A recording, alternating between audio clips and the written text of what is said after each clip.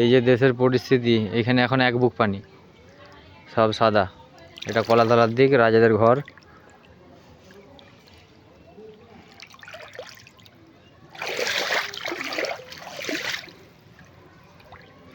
এক বুক করে পানি। রাজাদের ঘরে মাছ ঢুকেছে। রাজ, এ রাজ, মাছ ঢুকেছে তোমাদের ঘরে? মাছ ঢুকেছে ঘরে তোমাদের?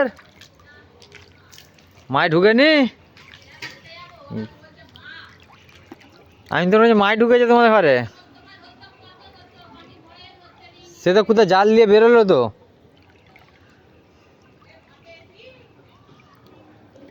কোথা?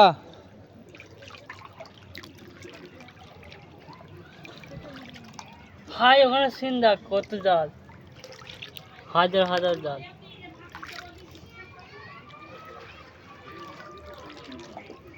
পরিস্থিতি খুব ভয়ানক। সব ব্রিজটা দিয়ে যাবো টুংরে টুংরে, না পড়ে যায় আবার পানিতে। এই ওই দিকটা ফটো তুল না রে, বাগের দিকে জালের লোক দেখছি মেলা মতন।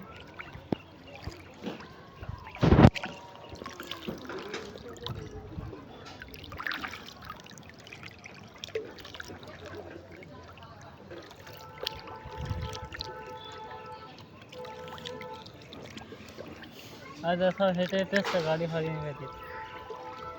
হাই সব মুভি তুলে তুলে এসছে।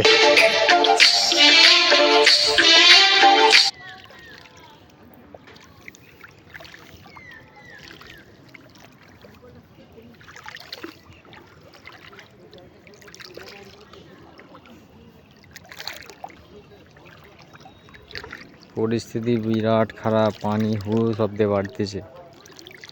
কোথায় যে ঠেকবে লাশ অব্দি বলা যাচ্ছে না, রাস্তা অবধি বুঝতে পারা যায়নি। তারই মধ্যে যেচ্ছি হেঁতড়ে হুঁতড়ে।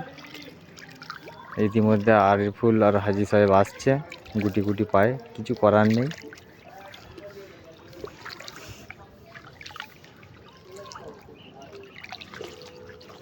মাদ্রাসার মাঠে এক জাং পানি।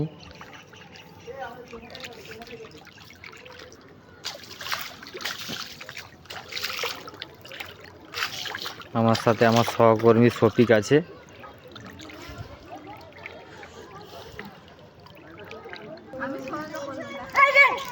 কুত্তাটা বহু কষ্টে ভিজে ভিজে যাচ্ছে। পাড়াতে এমন পরিস্থিতি, পালানোর লাইন লিচ্ছে।